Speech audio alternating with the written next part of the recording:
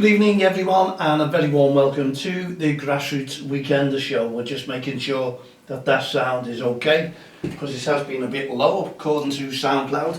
So I've just hired the volume up so you can see the airwaves now getting a little bit bigger. That means there's a little bit of sound coming through to SoundCloud. So there you go. Hopefully SoundCloud listeners, I've fixed that for you.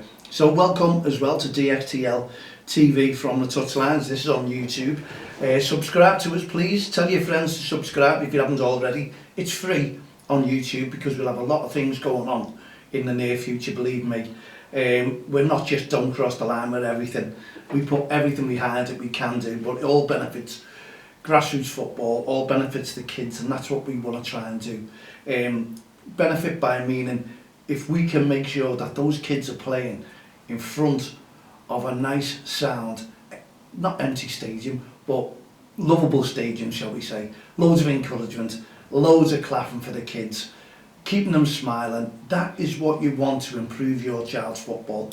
You want them to look forward to it week in, week out, saying, can't wait for my football. Something to keep them motivated, something to keep them off their computer games, something that they're going to enjoy with their friends. Now, I was looking on social media last night, which we all do, because part and parcel of life now, isn't it? You know, and it's all about grassroots football that I look into, you know what I mean, and I try and make positive comments on there. I'll never put slate anyone, never go at anyone. I can come back in a nice, strong, positive manner if someone has a right go at me, and I don't see why anyone should have a go at me when I'm trying to do my best for kids football and the referees out there as well. But on the comments, there was someone put on the Merseyside Grassroots page, and it was very interesting. I looked at it, and it was someone who said they were a manager of an under-8 team, and they've won a few things. And they were wondering what they do, because the teams now are starting to argue and fight amongst each other. Now, any manager, any coach out there that tells me that doesn't happen in their team sometime or other, well, come on, what are you hiding? It does happen. Now, I could understand, I knew where this player was coming from, because right the way through, when they first come together, sevens, they're a little bit shy, they're just getting to know each other, they won't argue back, and basically they're males and they're looking and they sound each other out, aren't they? And you start to get to know each other, and once they become real friends throughout that season and going into the next season, then they understand each other's moods, everything about each other. They don't realise that it's a good thing that they know everything about each other and know what winds another kid up, if you get what I mean. That's what they do, that's what kids do. And someone says, give them a captain's armband, that'll calm them down. It doesn't, no matter what you do, I assure you. We put man of the match, not man of the match, fair play trophies up. And that's what we try to award when we were doing coaching. Now it can still happen, meaty tackles come in, everyone gets upset, parents get upset, and you know, we're not left, it's not left to the coaches sometimes, because the parents want to get involved, so you have to tell them to take a back seat, because the coaches and the managers can do a fine job, because the kids are now trusting those coaches. The trust is there, they become their role models as well as the mums and dads, I assure you. So they look up to them, even though coaches may think that they don't, they do. They don't want to upset you, but they do. They don't want to upset the parents, but they do. You know what happens, brothers, sisters, they all have little fights. It doesn't matter what you're trying to do, what you're trying to achieve. This is what happens with kids in football. So you have to get along and you have to talk to them, and you know their attitudes inside out. And attitude is a big word in grassroots football. It really is. We've worked on attitudes right the way through, and I have with Don't Cross the Line, and more people are now starting to take on board. It's attitudes that need to be ironed out and made perfect in grassroots football if you can, because it's the attitudes that changes a kid's way of life in football. It really does. So you have to make sure, and put messages every single night or whatever before training in our group, and it always mentioned attitudes. Make sure those kids have got a good attitude. And kids have noticed if they get up late, they have a terrible attitude. So if they perform, you can see their performance on a pitch is not right. And if you ask them what time they went to bed, late, what they had for breakfast, I missed it this morning. It's so important that kids will have their breakfast before they go to a football game, and cut out the fizzy drinks. More and more parents are getting them fizzy drinks before a game of football. It doesn't work. We emphasise and we try and tell them water, water, water. After the game, you're with your parents, you do what you want. But before the match, it has to be water. And it still happens where Lucozade came to the forefront, or a fizzy drink before a game. And we all know what that does. Anyway, it's attitudes that you have to work on in those games. And no matter what you do, you'll always find that, especially in training is the worst, where they all seem to be in their own. Now, whether it's school all day that they've been to, and their energy is totally burnt out and they're really releasing everything, is another thing. Because they do work hard in school, we all know that. And if they also have PE, they may have training, running around the yard at dinner time, their minds are so active, and what they're doing, they're non-stop kids. And then they come to schoolwork, so the brain's active, and then they come to that release where you have training in the night time, and that's it. They just want to run riot. And I'll bet you, if you ask that person, I just listened and read all the comments. If you ask that parent when they kicked off more, it would have been training. It really would, because they tend to calm themselves down a little bit when it comes to a football match. But they can still have attitudes. It all depends on what time they've gone to bed and what time they've had their breakfast. If they're up nice and early, got an hour or so, maybe 1.5 hours before their match, perfect. You can tell, a good coach, good manager will tell that those kids are in a good attitude. They come over to them, they're talking away, they're in conversation, they're not running around riot, wanting to play football in a cafe or in a gym, whatever it may be before their match. They're there. Every kid wants to kick a ball, we all know that, even every adult. As soon as that ball comes, they can't wait to kick that ball back. I assure you, you know where I'm coming from. But you've got to work on them. But also, it's a major, major plus. You need to go and talk to those parents and involve them. You need to tell them that you need those kids to have better attitudes when it comes to training, when it comes to a football match. They need, and they'll work on it with you.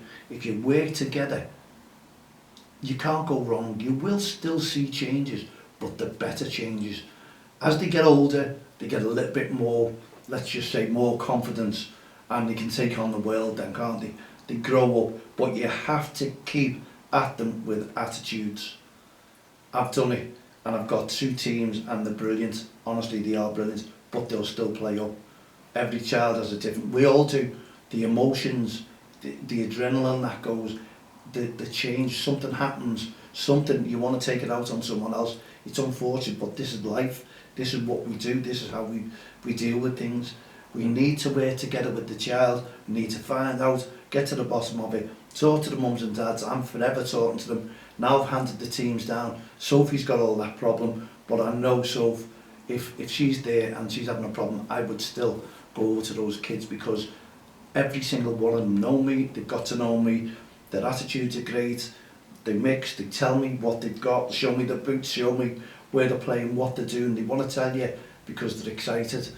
And if they win, they win. If they lose, they lose. If they draw, they draw. You've got to get that attitude into them. Not about winning all the time. It's also about passing the ball, talking to the teammates if they can, getting to know them by names. That is most important. If we can get them to shout the names on the football pitch, we're together with those kids.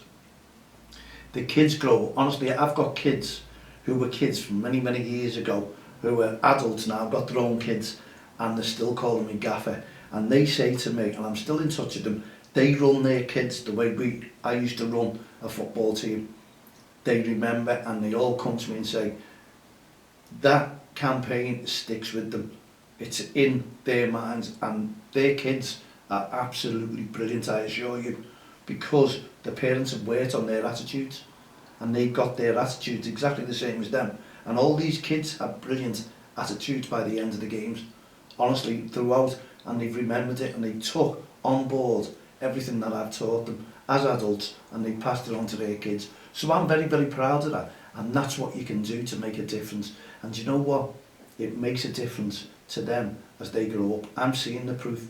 I could bring those parents in and they could tell you all about what they've learned, and I still get messages, honestly, I really, really do, about how I'm going, and likes, and they're all following me, and team pictures together. Not many were kept in those days, I assure you, but I got them.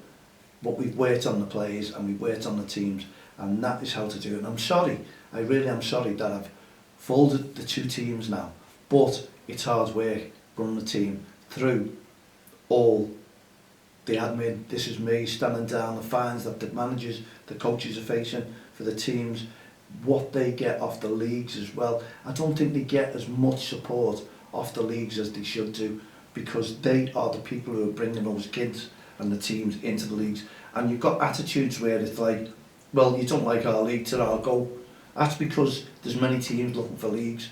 So I commend Michael Corliss, who's doing a new league on a Sunday in the Knowsley area. It's what's needed. Many leagues where teams can feed off, where there's plenty of leagues to go to. Because once these leagues are full, believe me, their attitudes change, and it's demanding to these teams, go elsewhere. Now, if they were shorter teams, there'd be a different story. Believe me, they really would. But while the teams are knocking on the door to get in, and they can't at the moment, that's when attitudes can change in the league. Well, we don't need you, we can get other teams in. So I'm all for these new leagues starting, like the Cable League. I'll be involved in that as well. But well done to the likes of Michael Corliss, offering new teams a position in a league. It's brilliant, and that's more age groups, by the way. Michael Corliss, just search for him on Facebook if you're interested in a junior league in the Knowsley area, starting on a Sunday. It's what's called out, and I do believe that Saturdays and Sunday leagues, there should be more of them. Give more teams, new teams, the opportunity to go into them. Different areas, you see where I'm coming from? Don't segregate them all. Make it out, make it easier. If it's close to you, you're going to go there. And, you know, if levels are good or levels are low, then the coaches, the managers will tell you that, the organisers of the league will tell you that. But why are more and more teams folding? We did put the title up there, why are more teams folding. I thought I'd have to tell you the story first of how to deal with this on social media, and I hope I've just given a nice little explanation. Attitudes, get the attitudes right, and your team will be right the way through. But I'd like your opinion on why teams are folding. You heard the reason why I've folded two teams. And my son, who was a manager of the other team as well, has stood down as well. So there's two managers who were absolutely brilliant. I'm not, you know, singing my own praises, but I knew exactly what to do. And I've never been a problem to the leagues, to the referees, nor the kids of the two teams that they played in under the DXTL banner. And that was my method of proving, if you like. I wanted to do a little experiment, and 2 years with the teams has been fantastic. Unfortunately, the under-8s who were going to Jennings Football Academy, well done, only had one season with me, and that one season was brilliant. The kids are two teams I get on fantastically well with, and I know everything about those kids' attitudes as well. So there you go, coaches get to know and managers get to know attitudes of the kids and what their experiences are on the pitch. So I'd love your thoughts, man@tonetexttheline.com. Add me as a friend on Facebook, Twitter, LinkedIn, all the social network sites. I'd love your opinions on why teams are folding. Is it the money? Is it the outstanding or extreme prices you're paying now for coaching? For also facilities, using the facilities. Now we know the councils have put the pitch fees up as well, which will lead to an increase with the leagues, I assure you. But if leagues have got that money, then I emphasise to all these leagues, do not put the prices up to the teams. You've got a nest egg there. Use that. Use that. That's what it's for. Your members in that league should have the benefit of the monies going in to keep their costs down. And when it runs out, then that's fair enough. You know, if a slight increase is needed, then you'll have to put that to the team. But to safeguard all the teams into your league, I think that's what you do, because you do put referees' fees up, and then unfortunately, on top of that, you have the league fees. Yeah, we know the leagues have got big bills to pay. If their bills go up as well, it follows suit. But believe me, don't cross the line. Myself and Don't Cross the Line, I'm going to try and fight to keep these prices down for all teams out there in grassroots football. Now, if clubs have got a fortune in their coffers as well, as they say, then that should be used to minimise the costs for the parents and the kids as well. We all should be working together here. That's what I saw over the 2 years, and my costs were absolutely zilch, to be honest.